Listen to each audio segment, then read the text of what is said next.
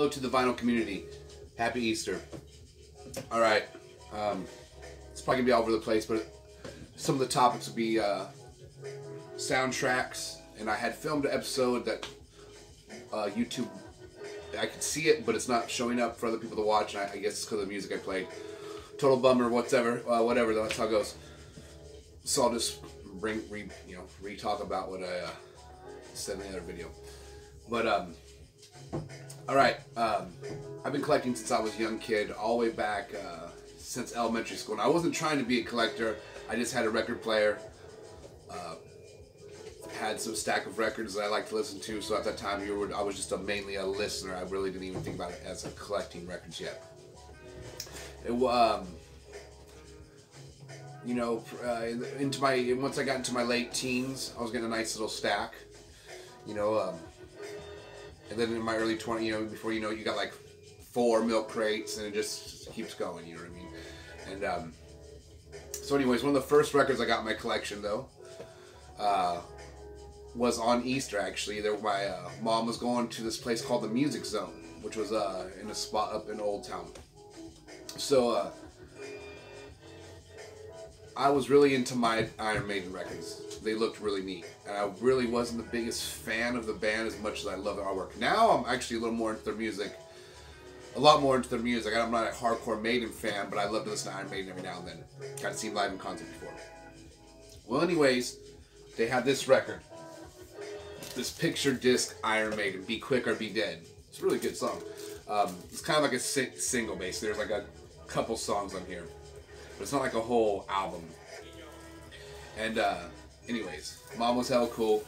Woke up in the morning, there was an Easter basket hidden in this record, and it's, it came in a case. I lost a case to it. I had like one of those clear cases, and somehow it ended up in my Killers album, which doesn't have Killers in there. So I was a kid, but it has like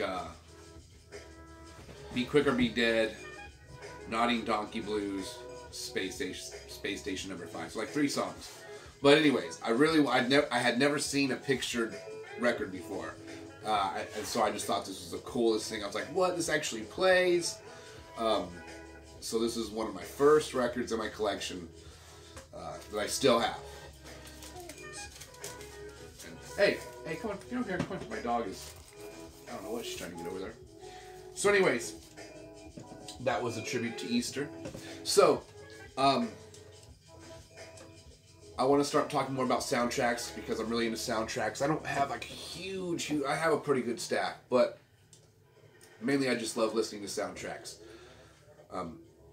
So if you want to get into soundtracks, what would be one I would recommend right off the bat that you should have immediately, and that you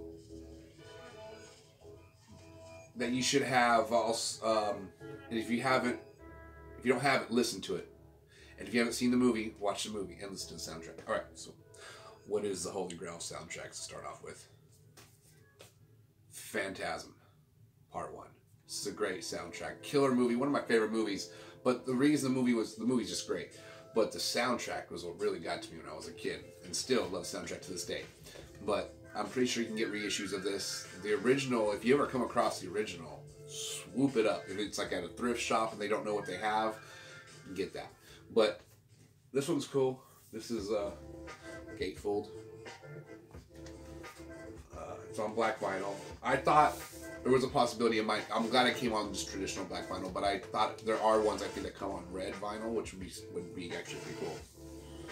But anyone who's been to the movie, it's got Phantasm, and then it's got the, like if the ball was coming at you. With the spikes open, actually, I guess it would be this way. So, soundtracks I think are interesting because sometimes the people that are composing the music got to watch the scenes first. So they're composing the music to where to fit a way they think the people are feeling and want you to feel during that scene. So it's really written with an intention of a certain type of feeling, but that's hard too because everyone's going to interpret the music differently. So, but either way, soundtracks are awesome. I had just picked up finally got the Blade Runner soundtrack. There is 2 songs you should listen to on the album here. If you don't have the album, I'm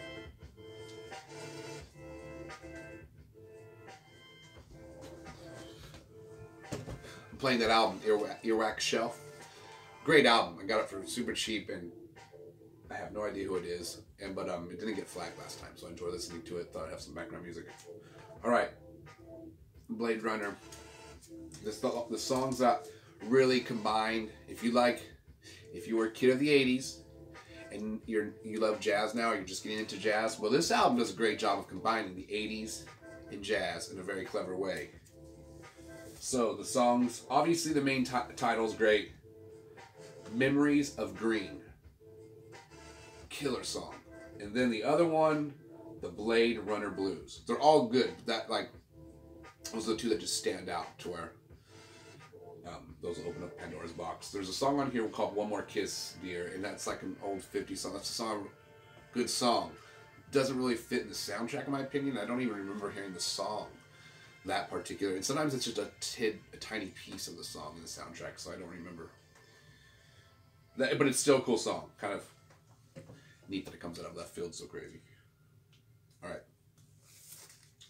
So, I kind of went on a ramble.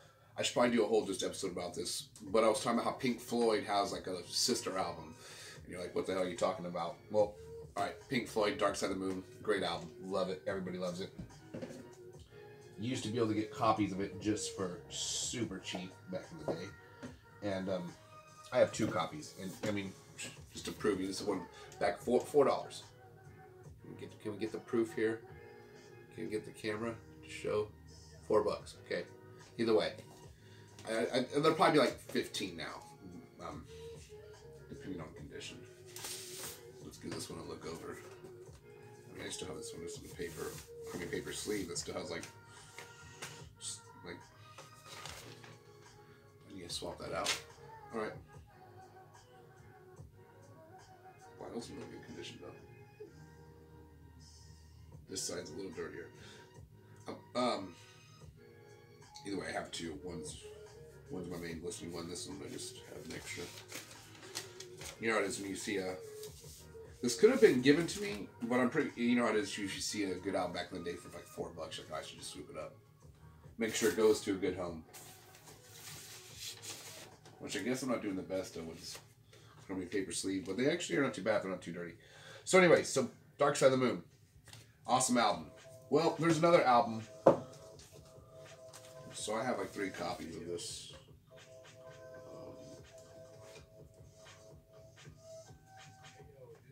Another copy of one they're listening to. Anyways, I had this one. It's a Roy Buchanan. Alright.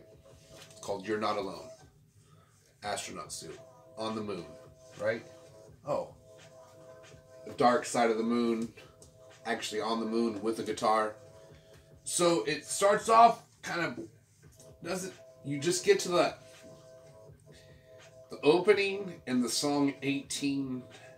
The last 2 tracks are 1841 Shuffle. No, it's Fly Nightbird. Just listen to the first side of this album, side 1. And I feel like, so when I heard this, I was like, wait a second. It's not like crazy identical to Dark Side of the Moon, but the vibe, it's got keyboard synthesizer, and it's just Roy Buchanan playing way different than he normally plays. So it's one of Roy Buchanan's most unique albums out of his collection as far as just stands out something strange. But I was like, okay, somebody definitely got influenced by. So it was like, who put out what first? Well, Dark Side of the Moon came out first. And that album, I feel like, influenced everybody, no matter who you are. Even if you're not a musician, you're like, damn, it's amazing. If you're a musician, you're like, oh my gosh, it's amazing. Gotta learn some of this. And then, so I feel like Roy Buchanan was just like doing his thing, listening to Dark Side of the Moon, and then went into the studio and wrote this album, You're Not Alone. And the guitar, he's just doing some stuff, the phrasing on his guitar is very similar to a lot of the stuff that Gilmour does, you know, and kind of on Dark Side of the Moon. And I just picked that out mainly because it says Dark Side of the Moon, this You're Not Alone. But check this album out. If you come across, I got this one while our band was on tour playing a record store in Kentucky. And I had bought this one for $7, all beat up. This record store had this one for $3.99, brand new condition. So I swooped that, and then I got back from tour, and I found another one for like $6. I swooped up $6 or $10. So either way, but yeah, Pink Floyd has a sister album, I feel like. So anyways, all right, I'm gonna try not to keep this one too long. Just want to say Happy Easter to the VC and show some soundtracks. Or a soundtrack. I'm going to do more episodes, or episode just on soundtracks in general.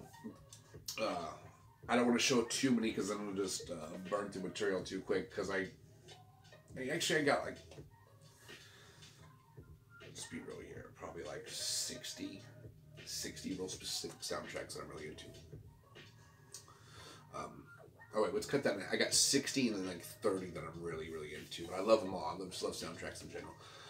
So anyways, drinking coffee. Hopefully, it's really weird because I've been playing a bunch of music and my videos have gone up with no issues. So, and it didn't give me, like, I thought I would maybe get a notification from YouTube saying, hey, reason you know, only you can watch this video. Anyway, I don't have no idea. That's why I called it low budget vinyl channel, because I'm actually not too bad with technology, but I seem to have strange things happen with it. The whole electricity thing's real. Anyways, might as well just finish this coffee while I'm talking to you guys. What's one of the first records you got if you've been collecting for long? You know what? Screw it. It doesn't matter if you've been collecting for just started yesterday or if you've been collecting for a while. Or a little while. It doesn't matter. What's a first record you got that you still got in your collection that you're stoked about? I put on that Blade Runner in it. I can remember just watching it spin and kind of tripping out because there was a picture in the music he was playing. My little peanut brain would just overthink that one big time. But I realized there was a picture underneath the plastic and it was clear. And, whatever. But you could hear how they sound they have like a... Really, the surface noise on picture albums sucks. That's the only thing that I do not like at all. And you probably have recognized this. Once the music comes in, I don't know if that surface noise just gets buried within the noise of the music, or if it's not there, but I'm pretty sure it just gets buried within the noise of the music. So subconsciously, you're still hearing the music. Did you know between a half step? All right, with normal music on a piano, some music theory nerd stuff here, from like a C to C sharp, that's half step. Well, there's actually like an infinite amount of notes in between the two, and your brain can hear like I think up to 1,000, and they're called microtones, and that's like music in like India. You'll hear how their stuff's way trippy sounding because they're not just based on like a Western music, how it's basically based on a major scale, which was invented by Pythagoreans. So, and the 12 tones chromatically all together. But either way, just think about it. Your brain can hear a lot in between just two, half step. So some nerd stuff there for you. All right. Someone asked, I am right. I've written and recorded somewhere to like 80 to 100 songs. One band I played in, we have 6 records out. It's a punk band out of California. The last 3 records are on Spotify. Hate for State, if you want to go check that out. I do have a Facebook channel where it's just guitar. I haven't been posting too much stuff. Ty Miles Guitar, if you want to go search that out. Trying to keep this channel separate from playing. I realize now the camera's really tall and it's just... But either way, I trying to just keep this exact on just vinyl. Maybe one day I'll serenade, but there's plenty of footage online. You can even go put Ty Burns guitar. I think there's footage of me lighting a guitar on fire on stage when we were younger. We played where Hendrix had played at the Monterey Pop Festival. We played this indoor part of some Monterey Fairgrounds, and the main stage is what they use for a lot of horse shows they put on there and stuff. They run these horses through this arena, but there's still the stage, and they still do like concerts there now. The stage was kind of desolate back then, though. They weren't really doing any shows on this main stage. They had this building that had a stage where they would host shows inside there. It was literally backed up backstage to the main stage. That part where Jerry Garcia and Jimi Hendrix are at Monterey Pop, and you see him like backstage, that's right between those two, the main stage in this building. So anyways, we figured we were playing this festival. It was the last festival this promoter was putting on So we even figured we'd go out to bang my guitar. My drummer had a guitar that we can smash. Anyways, that's enough about. So somebody had commented asking about guitar. Yes, I'm always writing stuff. Tons of I go through waves. I'll just be writing tons of music and stuff. Right now, I'm working on an album with. I'm basically a session guitar player out here in Texas. I'm a hired gun. I'm playing in 3 bands currently. 2 in Texas, still in this band. I do solo shows, and I also teach music. So just all over the board with music. But yeah, I'm doing an album. I'm not doing an album. This lady, she wrote all these neat songs, and we've been working, getting the songs all tightened up before we start recording. So that's so haven't been writing too much right now, but I have some stuff that's lingering. Either way, and I think it was A to Z. So yeah, man, right on that you're a musician. Also, post. You were saying you were thinking about posting. Yeah, post some stuff up, man. I think the vinyl community would be cool to watch you play, or have a separate YouTube, whatever you decide. It'd be awesome. Just the whole thing I say about music. If whoever's having the most fun with it, that's the best musician out there. Because art isn't a competition. It's all about just expressing yourself and You have Yngwie Malmsteen, who's like crazy violinist on guitar, basically, just like right, but. Then you got Kurt Cobain, who really wasn't trying to be a violinist on guitar, but he was a phenomenal songwriter and actually an amazing guitar player. It sometimes gets overshadowed, like, oh, Kurt Cobain, listen to any of his solos. They fit the song perfect, you know what I mean? And I don't think he was sitting there, like, trying to be Beethoven with his guitar. He was trying to be himself. You know, I think that's always going to stand out more than trying to emulate something that's already happened. But either way, everything's amazing, you know what I mean? So, yeah. And, I'm going one more sip. This is actual... I was drinking decaffeinated, so this is the real stuff right here. Alright, this video went like twice as long as I wanted it to be. So, happy Easter. Stay positive. Let's play some vinyl. Hunt down that good deal. Don't always follow for the hype unless it's worth it. And go for the hype. Oh, one more Crown Jewel I found yesterday. Oh, Snipies.